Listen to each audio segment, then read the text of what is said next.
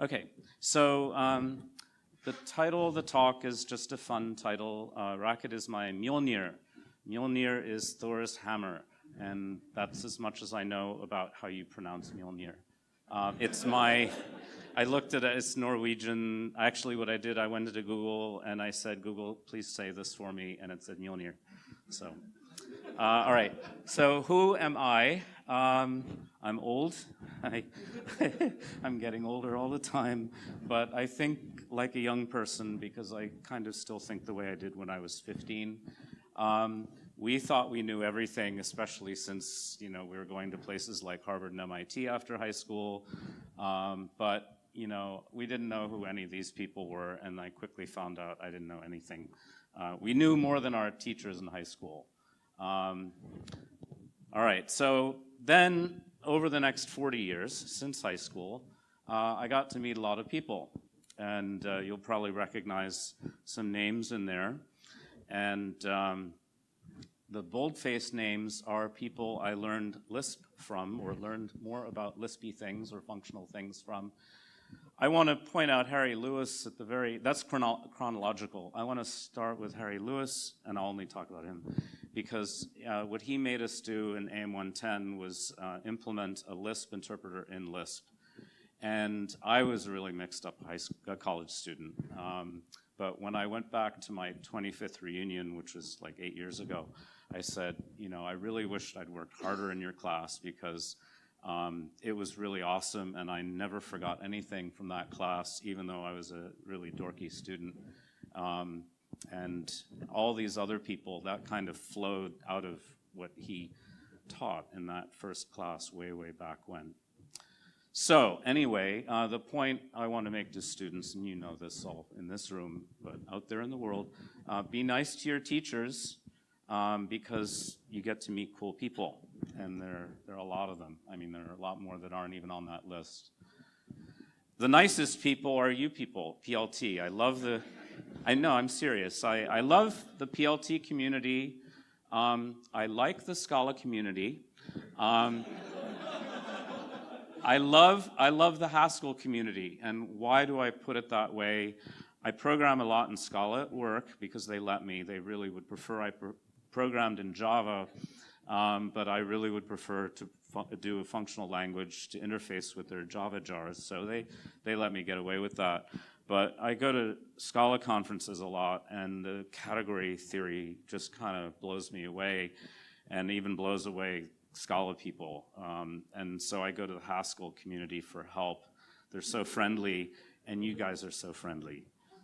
So that's why I love you guys. All right, a little caveat here. I haven't been at AccuWeather forever, okay? I don't speak for them.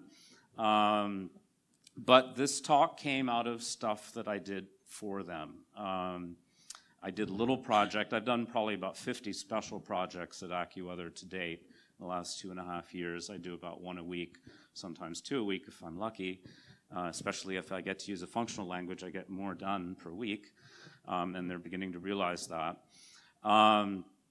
Okay, so I decided out of one experience to start work on a tool that I want to be free software, and because it deals with public weather data, and there are a lot of people interested in weather data out there in the world. You have no idea. But I think it really needs better tooling. One thing I did want to say about AccuWeather, they really know a whole lot about AccuWeather, and the way I can put it best is they know as much about weather as you guys know about programming languages. I'm not a meteorologist, but I fly through the weather, so that's I kind of live the weather. All right, I work on lots of different kinds of data, hundreds and hundreds of different kinds of files that I see every week, and then crazy stuff like, volcanic eruptions and tornadoes and tropical cyclones. This project came out of tropical cyclone work that I was doing, air quality around the world. I get data from everywhere. What my boss does, he goes around the world. He's an expert meteorologist. He goes around the world making deals with companies and and foreign governments for access to their data, and he knows what he wants to do with the data. And then he comes back and he says, this is what I think we should do with it. What do you think? And we have like a team meeting, and then it's my job to integrate that stuff into our systems and make it all fit. Okay, so what is Mjolnir? As I said, it's a big hammer. Racket is my Mjolnir, because I can use it to break things or fix things that are hard to fix. There's an inscription on the hammer: whoever holds this hammer, if he be worthy, shall possess the power of Thor. So when I use Racket, I feel a little bit like Thor. Thor can be female. Okay, there's the female Thor is actually more popular, according to Marvel Comics, is more popular than the male Thor. Anyway, so my message is be worthy, use Racket. All right, so what's the talk really about? The talk is a little bit about Racket and weather. That's sort of my long-term goal. I want to have a suite of tools that are freely available and everyone can contribute to it. Weather geeks, not you can help with the language stuff, but the weather people will chip in with the specific weather knowledge. All right. Okay, so a little bit broad. I'm starting with something a lot smaller, which is WMO buffer. And weather has a lot of acronyms. WMO is World Meteorological Organization. Buffer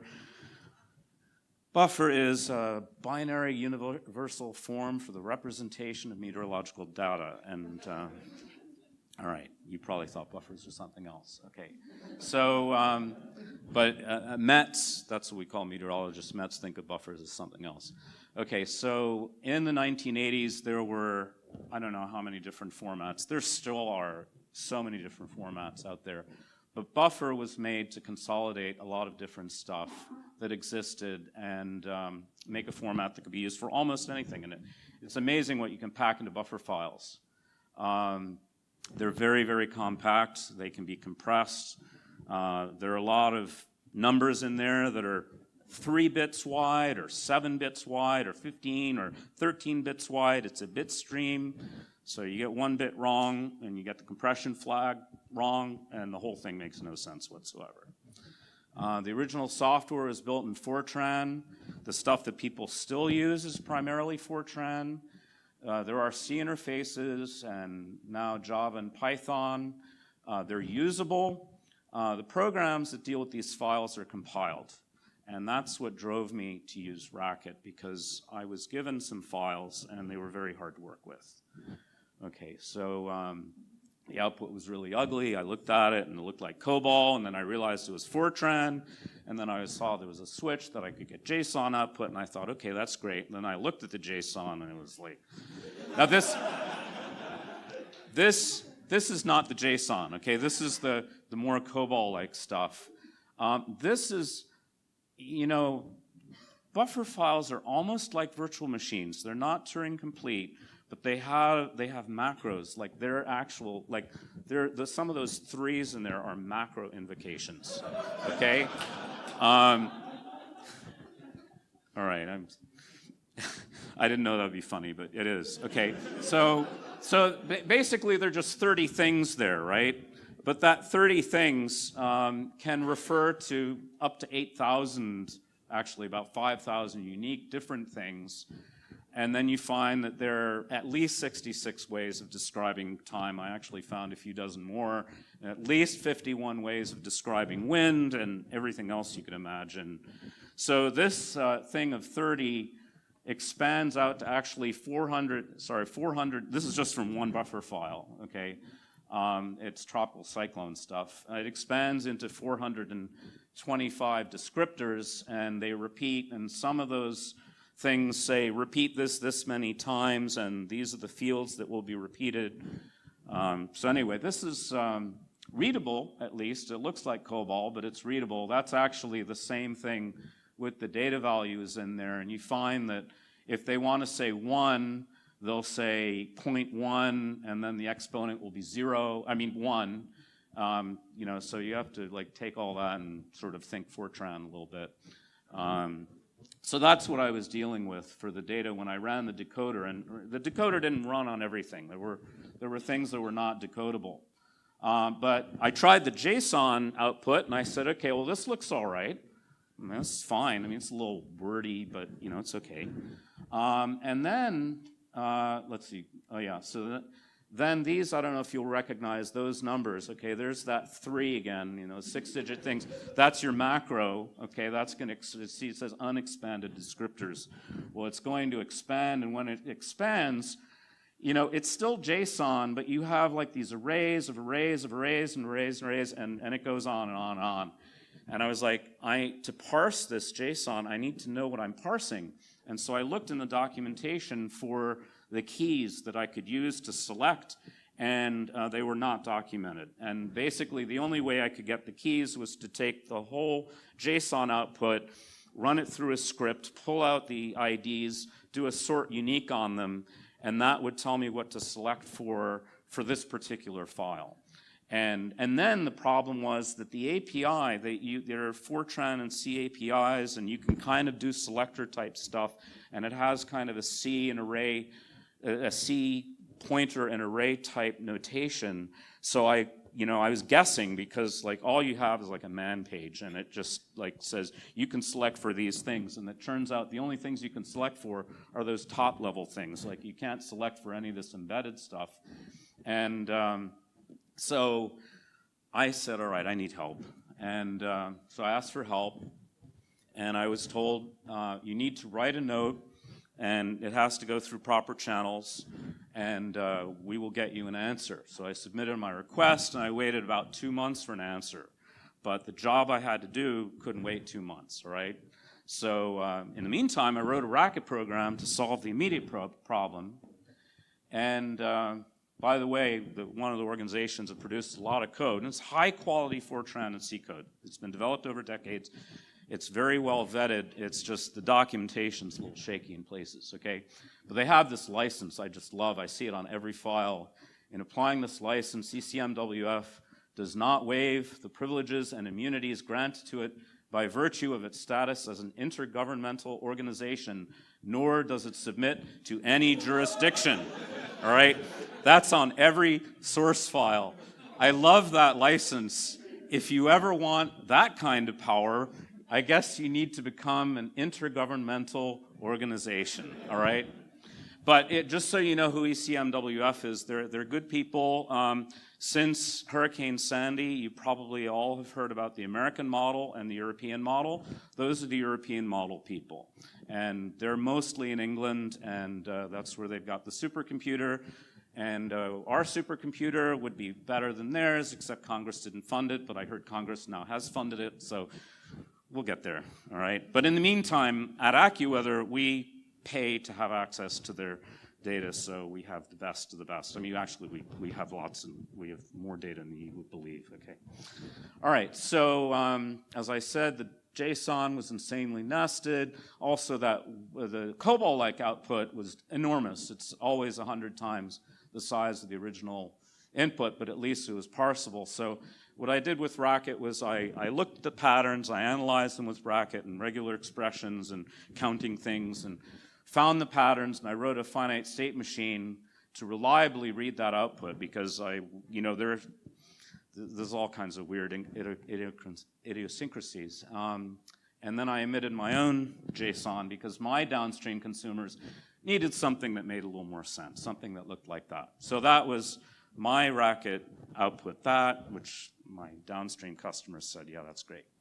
So anyway, that was just that one little experience, but I said, there's got to be a better way. If I ever have to go into one of these files again, I don't want to deal with waiting 2 months for an answer. Oh, by the way, when I did get the answer, it was a demo C program that showed the undocumented features that I'd been guessing at 2 months before. They gave me the C code in a PowerPoint, so I had to I don't know why. I mean, if you want to publish some code for the benefit of other people, yes, you'll put a PDF or a PowerPoint out there for people to download, but usually you'll have your code file separate, right? A separate little download. I mean, they do that for their other stuff. I don't know why this particular answer to my question came to C code in over multiple slides in a PowerPoint. So I got all the code out of the PowerPoint, I compiled it, and it worked, but I didn't really need it that much anymore because I had my own way. All right.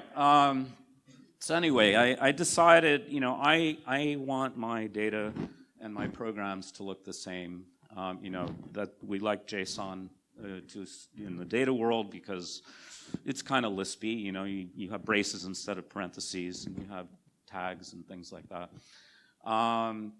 But anyway, I was thinking about it. I want my programs to reflect the shape of the data, and I was like, I've heard about that before. All you how to design program people know about that. And then parentheses have never scared me. They make it very easy to grab a unit of computation or data if you have the right editor and just grab it and move it somewhere else wherever you need it. Buffer files have macro data expansions and templating, and I knew I'd heard about that before. I want to make sure I'm not keeping you from lunch. That's why I stare at my watch. So where had I heard about that before? And of course, Racket has all these things. I'm going to show you a little bit about what buffer files are, just so you know what I'm talking about. It has like these 6 sections, and 2 of them are like, why are these even here? Like, the first section just says, this is a buffer file, and this is how many bits or, whatever, octets actually. This is the octet count. That's all that's in the first one, and then the last section is just ZZZZ. All right, so this is like very 1970s or even earlier, okay? Identification, section 2 is there sometimes, not that often.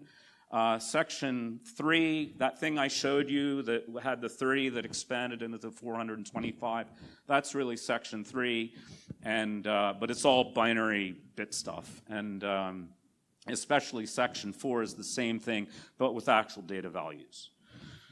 So that's sort of what it is. It has lookup tables up the wazoo. It's like 8,000 different things, and you have table A and table B and table C and D, and if this bit is this, you go here, and if that bit is there, and if this octet is there, then refer to the, it's great for lawyers. And but what it essentially does is it's powerful in that you can build up to 4-dimensional data structures with very few bits, but it's hell to decode.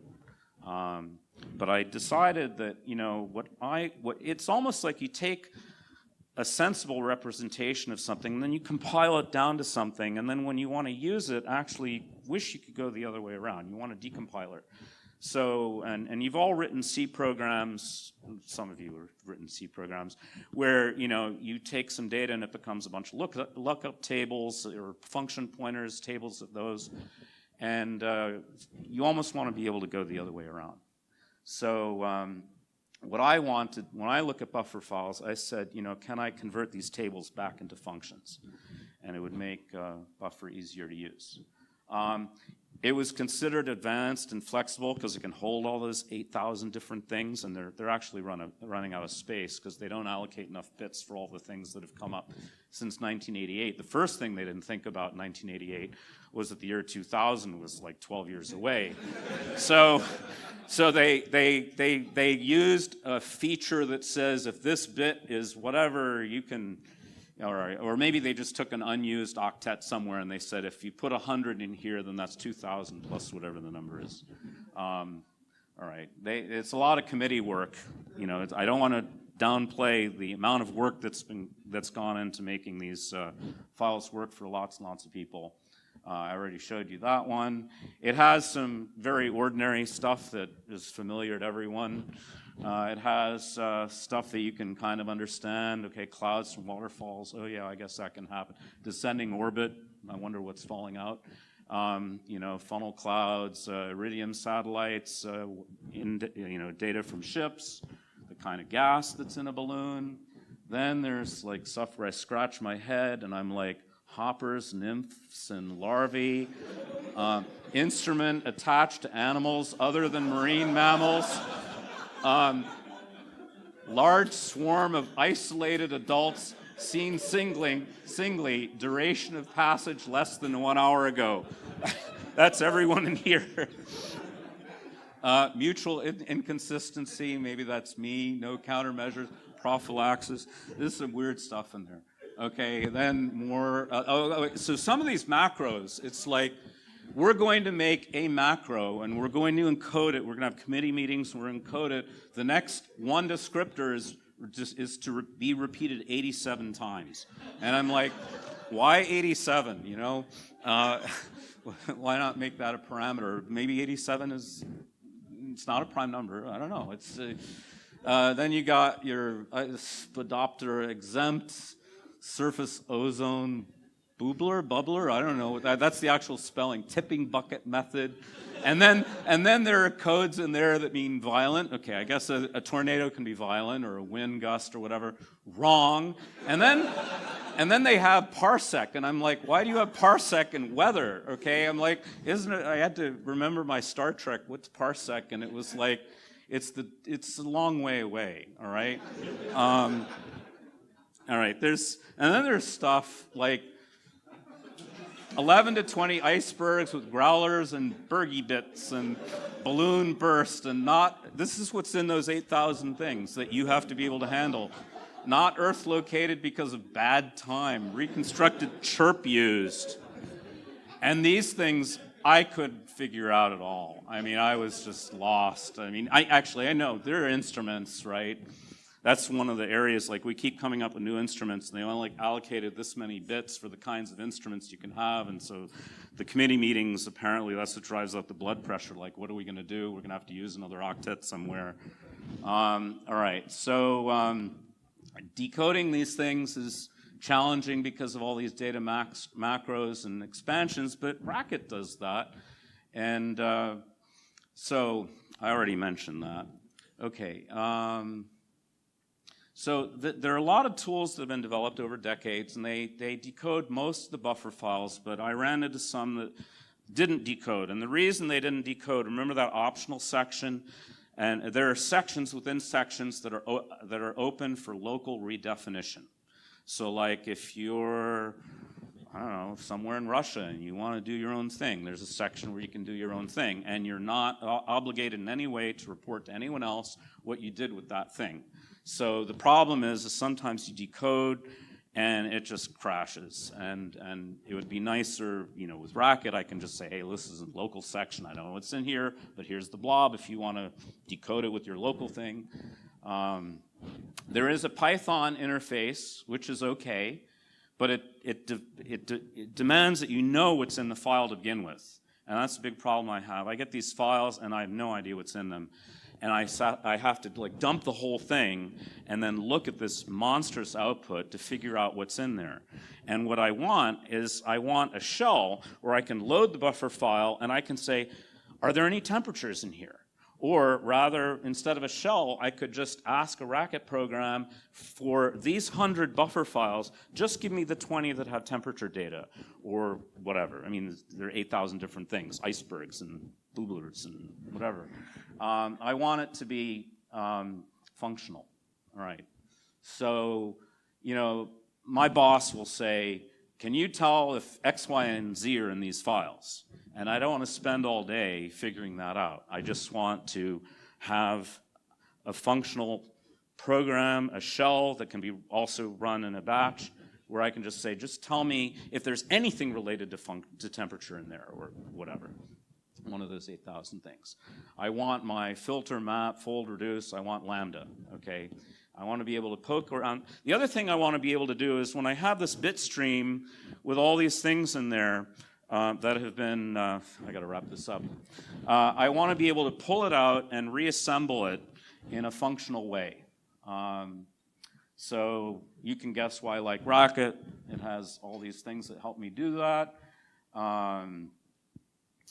All right, this is not news to you, but these are all things that help my project. Your FFI has let me connect to the C libraries and Fortran libraries, except when they break, but then I can decode the Fortran stuff myself.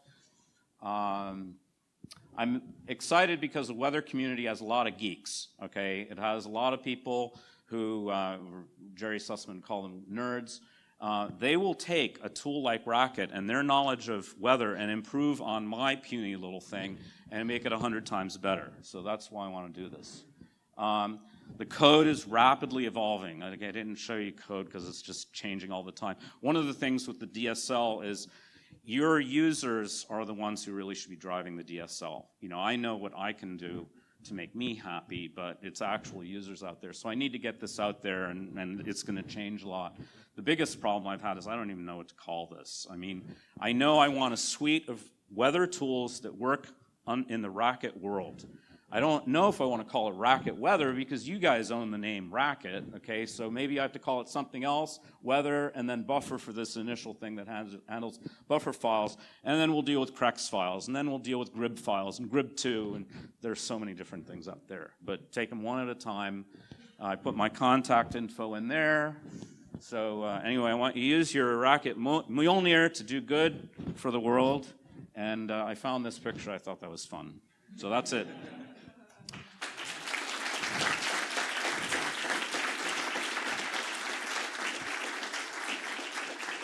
Thank you so much, Jeff. I think we've got time for one question before we break for lunch.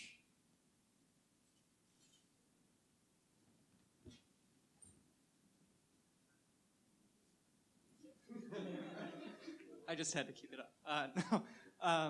So lots of other areas in the scientific community have their own crazy formats and text formats for. So you want to generalize above that as well? Do you have any ideas on, is there stuff you think we could generalize? Absolutely. I don't know what it is, but I'm sure it exists. I know Racket can handle it because it can handle the Fortran world that I've entered into. I mean, I dealt with Fortran in the late 70s, okay, and I've had to deal with it once in a while since then. But now that I'm in the weather world, I see it all the time. We want paddle. We want to import paddle for athletes, no camel. Pads. Haskell? Pads. Pads, that thing too. We want both of them. It's a data description language, and it generates the causal for you. Okay. So, and then you have PADL? that was correct. PADS, okay. All right, well, I told you the Haskell community is friendly just like you guys, so I'm sure we can work together.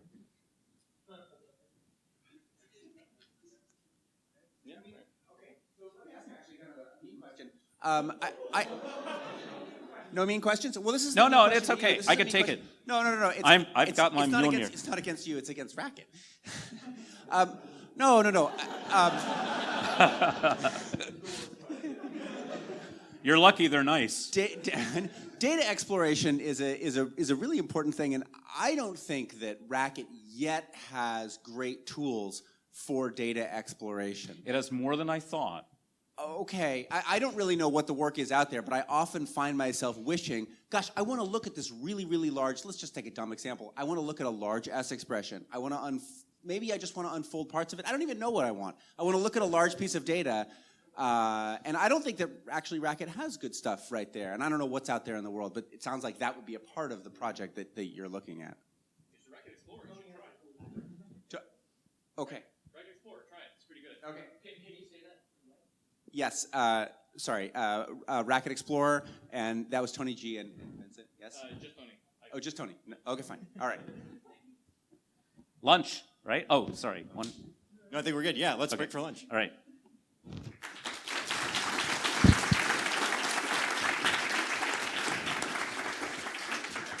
All right, so lunch will be at the